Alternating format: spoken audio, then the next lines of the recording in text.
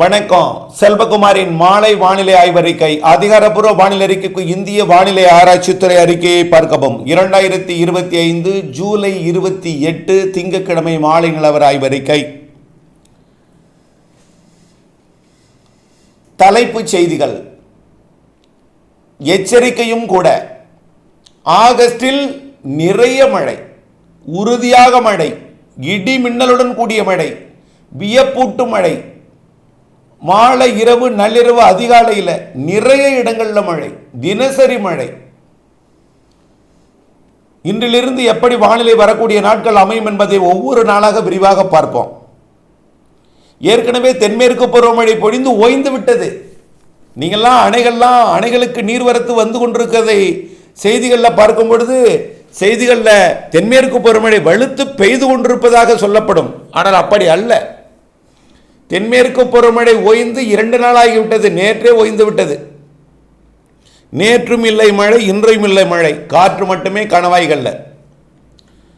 மிக குறைவான மழை தான் நேற்றைக்கே பதிவானது. சுமார் 2 சென்டிமீட்டர் மழை தான் அவலாஞ்சிலேயே. 26 சென்டிமீட்டர் பெய்தது 2 சென்டிமீட்டருக்கு வந்து விட்டது. சரி, எங்கிருந்து வருகிறது அணைக்கு தண்ணீர்னு பார்த்தீங்கன்னா, மழை பெய்த உடனேயே கர்நாடக அணைக்கெல்லாம் உடனே தண்ணி வராது. வயநாடு குடகுல பெய்தால் 2 நாள் கழித்து தான் கபினிக்கும் கேஆர்எஸுக்கும் வரும். அப்போது கேஆர்எஸுக்கு கபினிக்கு பெய்ய வந்து கொண்டிருக்கக்கூடிய மழை பொழிவு நேற்று முன்தினம் பெய்த மழை, அதற்கு முந்தைய நாள் பெய்த மழை. ஹேரங்கி ஹேமாவதி என்பது அது 4 நாட்களுக்கு முன்பு பெய்த மழை. அங்கிருந்து கேஆர்எஸ் வருவதற்கு 2 நாள், கபினிலிருந்து பிலிகுண்டு வருவதற்கு 4 நாள். அங்கே அதாவது டோட்டலாகவே மொத்தம் 4 நாளாயிடும். ஆக இன்று திறந்து விடப்பட்டால் 2 நாள் கழித்து தான் இதுக்கே வரும், ஒகேனக்கலே வரும். கேஆர்எஸில் திறந்து விட்டாலும் அப்படித்தான். இது 40,000 50,000 60,000ன்னு ஹேரங்கி ஹேமாவதியிலிருந்தும் கேஆர்எஸுக்கு வருது.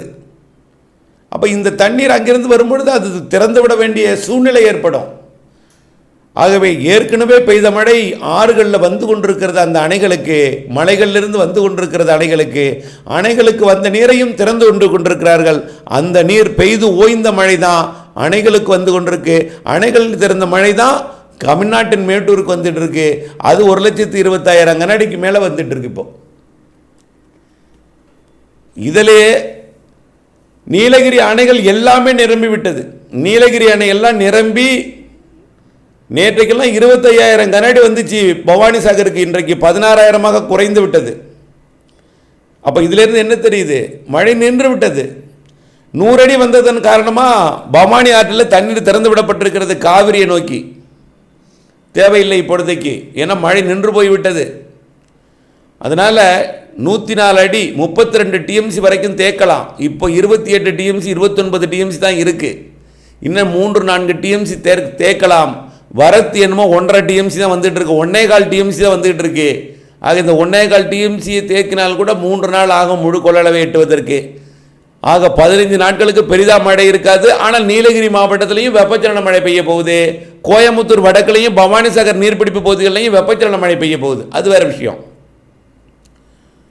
அனைத்து மேற்கு தொடர்ச்சி மலை பகுதிகளிலையும் வெப்பச்சலன மழை பெய்ய போகுது. தமிழ்நாட்டிலே காற்று பகுதி, கணவாய் பகுதி, இதுவரை மழை பெய்யாத பகுதி எல்லாவற்றிற்கும் மழை பெய்ய போகுது. இப்போ நாளை எப்படி இருக்கும்? நாளை மழை வாய்ப்பு குறைவு, மிரட்டும் வானிலை மட்டும்தான், மேகமூட்டம் மிரட்டல் மட்டும்தான். புதன்கிழமை லேசாக 30ஆம் தேதி லேசாக மழை. எங்கே தொடங்குன்னு பார்த்தீங்கன்னா, இந்த மலை மறைக்கும் பகுதின்னு சொல்கிறோமா பார்த்தீங்களா, காற்றை மறைக்கக்கூடிய பாலக்காட்டு கணவாயில் வலுவாக காற்று பயணிச்சுட்டு இருக்கு. ஏன் இந்த வலுன்னு பார்த்தீங்கன்னா, வட இந்திய நிலப்பகுதியிலிருந்து பாகிஸ்தான் நோக்கி சென்று கொண்டிருந்த காற்றழுத்த தாழ்வு பகுதி, தீவிர தாழ்வு பகுதி என்னாச்சுன்னா பாகிஸ்தான் நோக்கி போகலை. அங்கே இருக்கக்கூடிய உயரழுத்தத்தின் காரணமாக அங்கே இருந்து அப்படியே மத்திய பிரதேசம் உத்தரப்பிரதேசத்தை நோக்கி திரும்பி வந்துட்டு இருக்கு. போன வழியிலே திரும்பி வருது. இருந்தாலும் செயலிழந்து கொண்டிருக்கு. அது வேறு விஷயம். அதனால இந்த காற்று வேகமாக இருக்குது. படிப்படியாக நின்றுவிடும், பாலக்காட்டு கணவாயில் நின்றுவிடும். ஆனால் காற்றோட வழித்தடம் எங்கே இருக்குன்னு பார்த்தீங்கன்னா, மகாராஷ்டிரா, கோவா, கர்நாடகா வழியாக இருக்குது. பாலக்காட்டு கணவாய் வழியாக வருவது தென்சீன கடற்பகுதி வழியாக பசிபிக் பெருங்கடலுக்கும் போகுது. இந்த காற்று எல்லாம் நின்றுடும். இப்பொழுதைக்கு தென்மேற்கு பருவமழை நின்றிருக்கிறது. நாளை மழை வாய்ப்பு இல்லை. நாளை மறுநாள் 30ஆம் தேதி தமிழ்நாட்டில் மழை மறைக்கக்கூடிய பகுதிக்கு மழை வாய்ப்பு இருக்குது. இன்னும் கொஞ்சம் தென் மாவட்டங்களில் கூட ஓரிரு இடங்களில் மழை இருக்குது. இந்த மழையெல்லாம் நீங்கள் நம்பாதீங்க. உறுதியாக மழை எதிர்நோக்கி இருப்பவர்கள் 1ஆம் தேதி வரைக்கும் நீங்கள் எதிர்பார்க்காதீங்க. ஆனால் பெய்யும். மழையை எதிர்நோக்கி இருப்பவர்கள் 1ஆம் தேதி வரைக்கும் நீங்கள் எதிர்பார்த்தீங்கன்னா ஏமாற்றம் கிடைக்கும். என்ன பெய்யும் நேரம் இதுவும் பெய்யல அப்படியல்ல. இந்த 31ஆம் தேதி 1ஆம் தேதி வரைக்கும் பெய்கிற மழை மிக குறைந்த பரப்பில் ஆங்காங்கே ஒரு சில இடங்களில் மட்டும் இருக்கும். ஆனால் அந்த இடம் எங்கன்னு சொல்கிறேன். ஆனால் அறுவடை விவசாயிகளுக்கு மட்டும் முன்னெச்சரிக்கை எடுத்துங்க. அந்த இடத்துல மட்டும் எங்காவது ஒரு இடத்துல மட்டும்தான் இருக்கும். 2ஆம் தேதியிலிருந்து தான் மழைன்னு எடுத்துங்க. 2ஆம் தேதியிலிருந்து தான் மழை. 1ஆம் தேதி அதிகாலை கடலோரம் வேதாரண்யம் உள்ளிட்ட பகுதிகளுக்கு தொடங்கும்னு நினைக்கிறேன். ஏன்னா காற்று சுழற்சி 1ஆம் தேதியே ஏற்பட போகுது, ஆகஸ்ட் 1. ஆக 30ஆம் தேதி எங்கே மழைன்னு பார்த்தீங்கன்னா மதுரை மாவட்டத்தில் ஒரு இடங்களில் தெரியுது. அதே போல் சேலம் மாவட்டத்தில் தெரியுது. இந்த மதுரை வடக்கு அந்த பொன்னமராவதி சிவகங்கை காரைக்குடி இந்த பகுதிக்கும், அதே போல் அந்த ஈரோடு மாவட்ட வடக்கு பகுதி வழியாக சேலம் மாவட்டத்திற்கும் கல்வராயன் மலை பகுதிகளுக்கும் 30ஆம் தேதி ஓரிரு இடங்களில் மழை தெரியுது. ஆனால் மழை எதிர்பார்க்காதீங்க. ஒதுக்கி ஒரு சில இடங்களில் கொடுக்கும். 30ஆம் தேதி ஒரு இடங்கள் எங்கெங்கன்னு நான் சொல்லியிருக்கிறேன். மதுரை முதல் புதுக்கோட்டை வரைக்கும்னு வச்சுங்க. ஓகேயா? சிவகங்கை புதுக்கோட்டை மாவட்ட எல்லை ஒரு சில இடங்கள். அதே போல் சேலம் நாமக்கல் மாவட்டத்திலிருந்து அப்படியே கடலூர் மற்றும் கள்ளக்குறிச்சி மாவட்டத்தில் ஒரு சில இடங்களில் இருக்கும். திருச்சி வடக்கு கல்வராயன் மலை இங்கே இருக்கும். ஒரு சில இடங்களில் தான் இருக்கும். நான் சொல்கிறேன் 30ஆம் தேதி மழை எதிர்பார்க்காதீங்க. அறுவடை விவசாயிகள் மற்றும் மழை இருக்கலாம் என்கின்ற முன்னெச்சரிக்கையுடன் இருக்கணும். அவ்வளவுதானே தவிர இது மழைக்காக நான் சொல்லலை. அதே போல தான் 31ஆம் தேதியும் அதே இடத்துல தான் திருச்சி வடக்கு, நாமக்கல், சேலம், கல்வராயன் மலைப்பகுதி, கடலூர் மாவட்ட மேற்கு பகுதி இங்கே இருக்கலாம். திருச்சிக்கும் இருக்கலாம். அதே போல் இந்த பக்கம் மதுரை வடக்கு, சிவகங்கை மற்றும் புதுக்கோட்டை மாவட்ட பகுதியில் 31ஆம் தேதி. 1ஆம் தேதியிலிருந்து 1ஆம் தேதி நள்ளிரவில் இருந்துன்னு சொல்லலாம். 1ஆம் தேதி மாலையிலிருந்து கொஞ்சம் வெப்பசலன மழை பரவலாகும். மதுரை, சிவகங்கை, ராமநாதபுரம், புதுக்கோட்டை, திண்டுக்கல் மாவட்ட பகுதிகளில் எல்லாம் கொஞ்சம் மழை 1ஆம் தேதியே தொடங்கும்.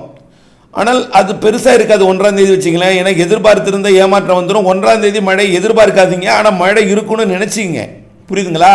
30ஆம் தேதியை விட 30, 31 ஒரு சில இடங்கள் 1ஆம் தேதி எடுக்கும் பிடிக்கும் ஸ்டெப் பை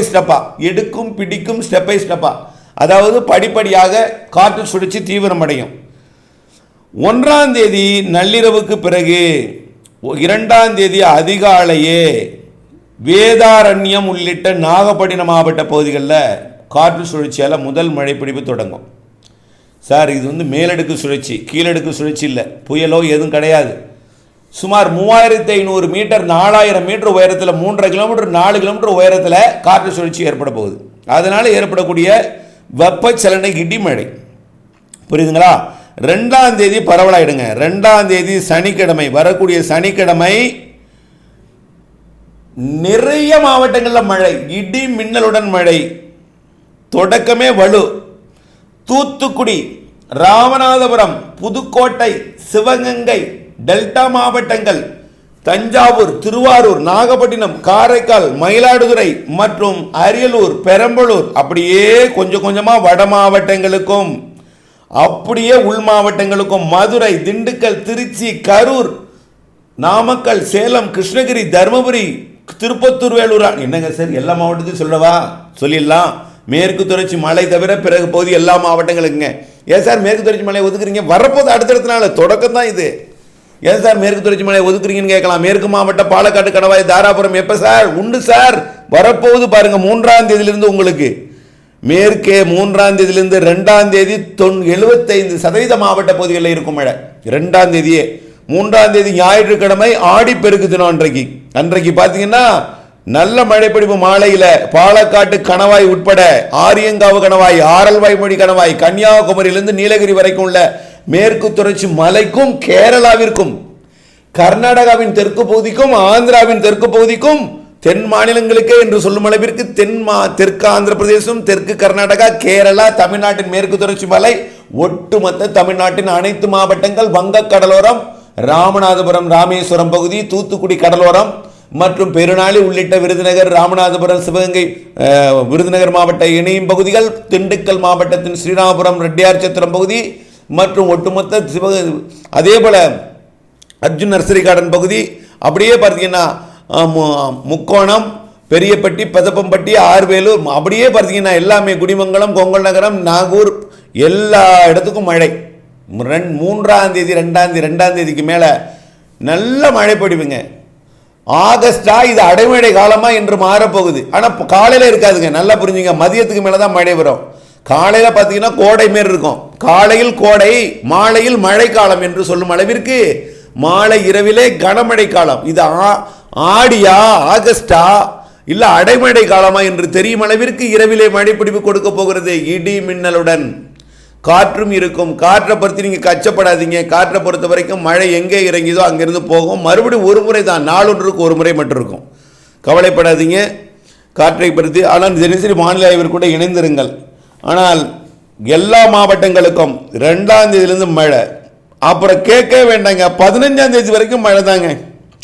காற்று சுழற்சி மிக மெல்ல தான் மேற்கு நோக்கி நகரும் என்று எதிர்பார்க்கப்படுகிறது. ஆகவே 15ஆம் தேதி வரைக்கும் ஆகஸ்ட் முற்பகுதி நல்ல மழை. இது ஒரு வரப்பிரசாதம் காற்று பகுதிக்கும். இதுவரை மழை இல்லாத அரியலூர், பெரம்பலூர், திண்டுக்கல் போன்ற எல்லா மாவட்டமுங்க. எங்கள் மாவட்டம் இப்போ நான் சொல்லிக்கிட்டே இருக்கேன், அப்போவே கேள்வி கேட்குறாங்க நிறைய பேர், எங்கள் மாவட்டத்துக்கும் கொஞ்சம் சொல்லுங்க. திரும்ப திரும்ப திரும்ப திரும்ப சொல்கிறேன், இந்த கேள்வி வேண்டாம். உங்கள் மாவட்டத்திற்கும் உங்கள் ஊருக்கும் கண்டிப்பாக வரக்கூடிய ஆகஸ்ட் 1லிருந்து 15 வரை 1ஆம் தேதி எதிர்பார்க்காதீங்க, 2ஆம் தேதி எதிர்பாருங்க. 2ஆம் தேதி இல்லைன்னா அதுக்காக மனதை விட்டுறாதீங்க. 3, 4, 5, 6, 7, 8, 9, 10, 15ஆம் தேதி வரைக்கும் மழை தான். தென் மாநிலங்களுக்கு இடிமழை, தென்மேற்கு பருவமழையுடன் இணைந்த வெப்பசலன மழையாக இறுதியில் காற்று சுழற்சி மழையாக மாறிடும். காற்று சுழற்சி கேரள கடலோரம் வந்திருக்கும். இணைப்பு சுழற்சியால் கேரள கடலோரம், ஆந்திர கடலோரம் இணைப்பு பெற்றுக்கொண்டு தமிழ்நாட்டில் காற்று சுழற்சி வளிமண்டலத்தில் நீடித்து நல்ல மழை பிடிப்பை கொடுக்க போகிறது. ஆகஸ்ட் 15 வரைக்கும். ஆகஸ்டா அடைமழை காலமா என்று மாலை இரவில் சொல்லும் அளவிற்கும், இது கோடையா என்று கேட்கும் அளவிற்கு முற்பகல்லையும் இருக்கும். இதுதான் உங்களுடைய புரிதலுக்கான ஒரே வார்த்தை. தொடர்ந்து வானிலை ஆய்வு கூட இணைந்திருங்கள். உங்களுக்கும் மழை ஒன்று நம்பிக்கை கொண்டிருங்கள், எதிர்பார்த்திருங்கள். திட்டமிட்ட வேளாண்மைக்கு வானிலை அப்டேட்ஸுடன் இணைந்திருங்கள். இதை அறியாதவர்களுக்கும் புரியாதவர்களுக்கும் தெரியாதவர்களுக்கும் இதை தெரியப்படுத்துங்கள். அன்போடு தெரியப்படுத்துங்கள். நன்றி.